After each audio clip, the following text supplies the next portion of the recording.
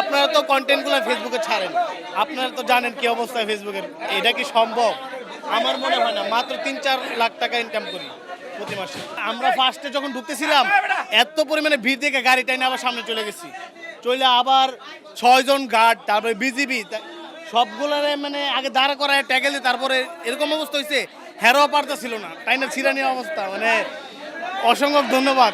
এই ভালোবাসা দেখার পর পুরনো যে অতীত কষ্ট করছি না কি করছি কোনো কিছু ভাই মনে নাই, থাকার কথাও না যে এত পরিমাণে মানে মানুষ ভালোবাসে। যে আমাদের সার্থকতা, আমাদের কাজের ফল, ভালো কাজের ফল। বাড়ি সহ আপুর সাথে আমাদের প্রায় কথা হয়, আমরা একসাথে দাদার ইয়েতে অফিসে যাই, আড্ডা দিয়ে বসি।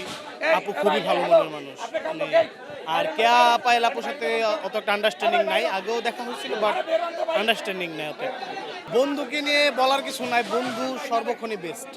কারণ বন্ধুর মতো বন্ধু হইলে একজনই যথেষ্ট।